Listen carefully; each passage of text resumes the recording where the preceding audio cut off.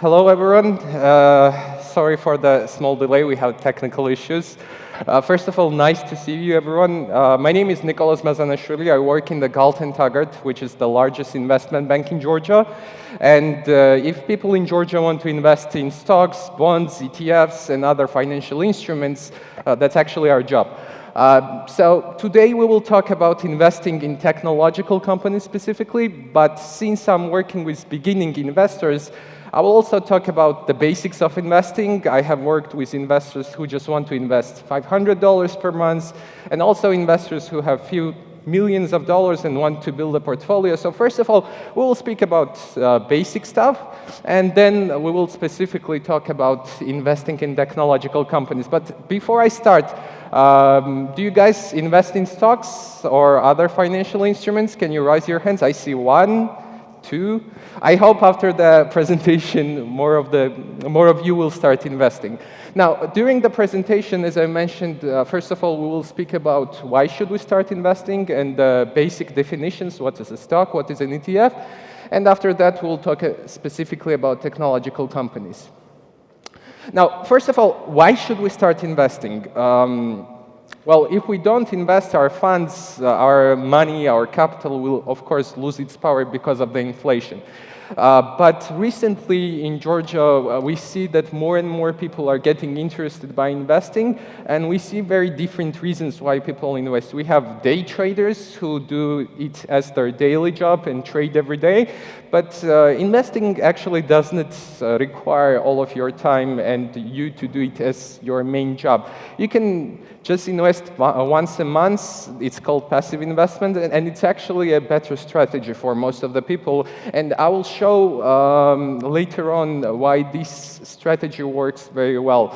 Now, we also see that a lot of people invest for specific reasons. For example, I've had a lot of clients who want to invest for their children for 10, 15, 18 years, and that's a very good reason. We also see people investing for their education, for their pension, so it's a very good tool to invest for your long-term goals. Now, what can you invest in? There are many different products that you can invest in, depending on your risk. If you want your capital to be safe, you can invest in bonds. It's like deposit. You can invest in government bonds or corporate bonds, and you can actually receive quite good returns. At the moment, yields, which are same as deposit rates, are quite high. But if you are a little bit more riskier and you have more time for investments, you can actually invest in stocks which are considered more risky, and we will talk why they are considered risky, especially technological company stocks, but actually they show the best performance over the last 10, 15, 20 years. Now, regarding the stocks, what's a stock? When you buy a stock, you actually buy a very small share of the company. For example, we recently, about 2 years ago, launched a very simple mobile app in Mobile Bank of Georgia investments module, which allows you to buy even $50 worth of stock. If you buy, let's say, $50 worth of stock, it means that you really own a very small percentage of Apple. And it's not only on paper. If Apple has very good performance, if their income grows, if their gains, net profit grows, your stock price will grow as well. If Apple at the year end will decide that they had very good year and they want to share their profits with the investors, you will also receive this small share of Apple's profits as a dividend in your investing account. And very interesting, even if Apple has to decide on very important topics, such as, let's say, they want to choose a new CEO, they want to choose new board members, you as shareholders will also be allowed to take part in that vote. So maybe it will be a very small vote, because if you don't invest hundreds of millions, it's hard to make a change in these votes, but still, you are considered a real owner of Apple's company's small stock.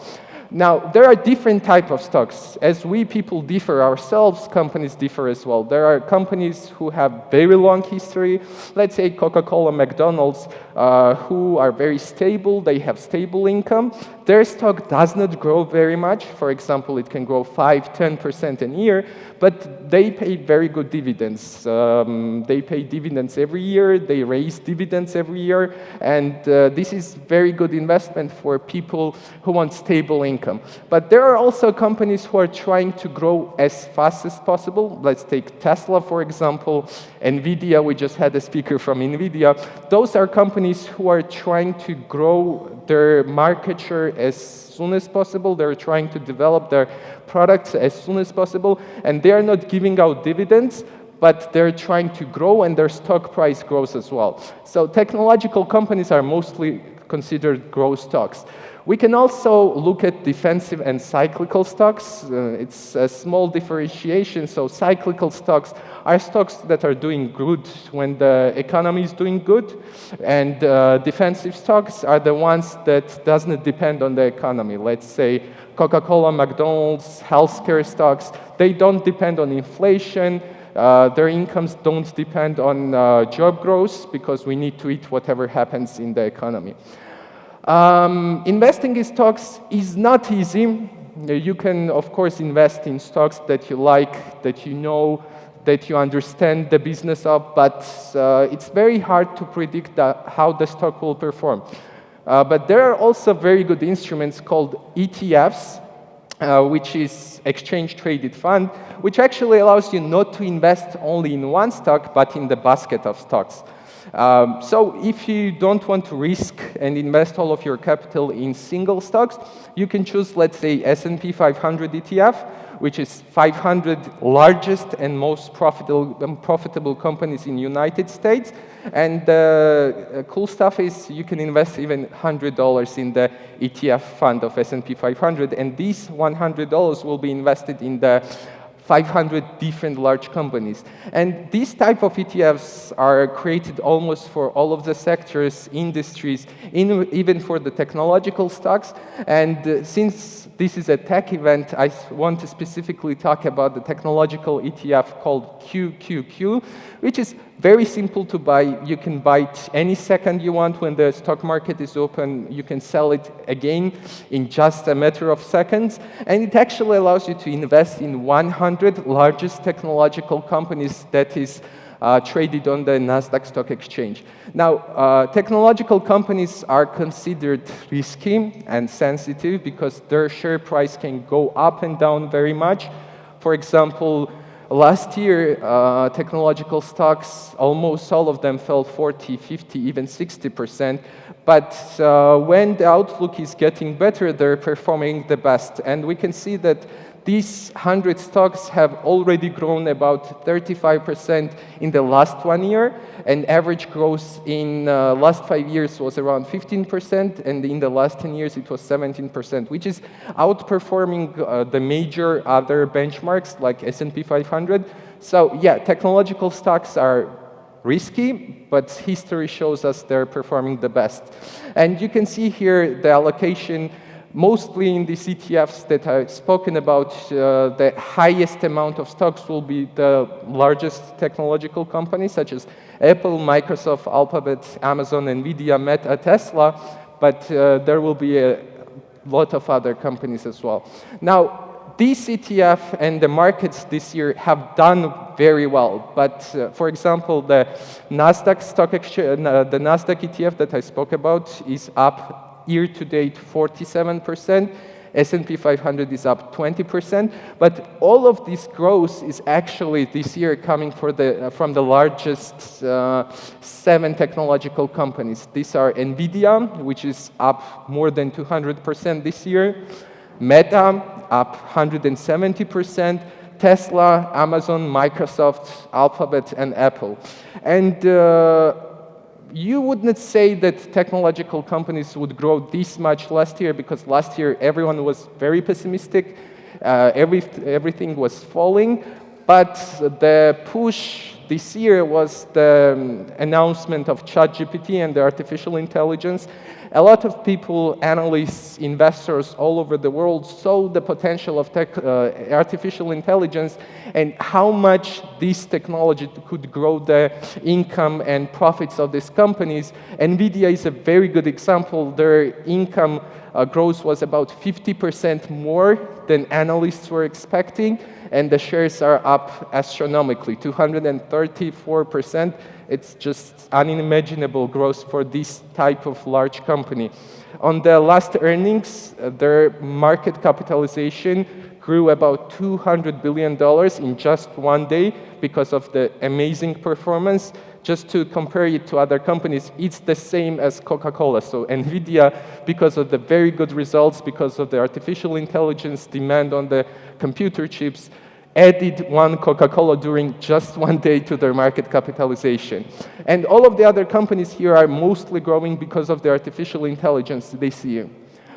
You can see as well, if we look at different sector performance, that this year mostly technological companies are performing the best, and other simple defensive stocks such as, for example, healthcare, consumer staples, also minerals, etc., are not doing that great because everyone is concentrated on the technological stocks right now.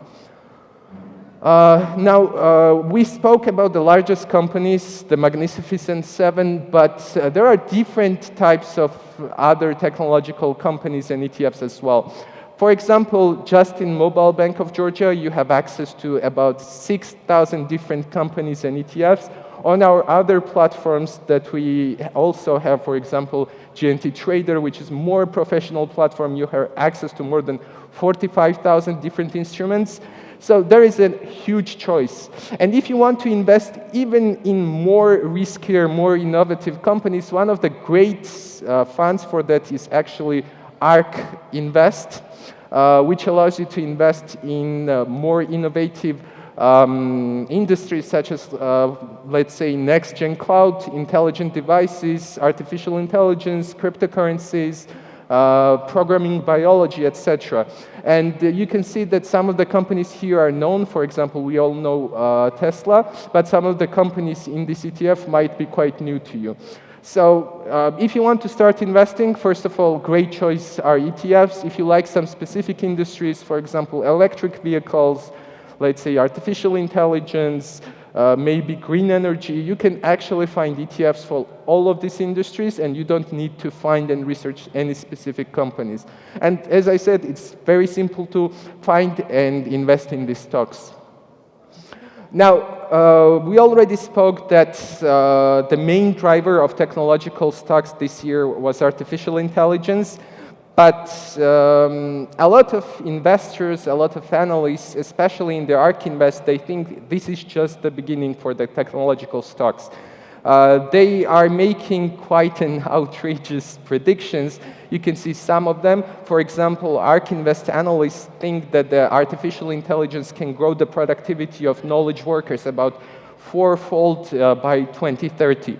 They're expecting the training costs of large language models will go even lower, even faster.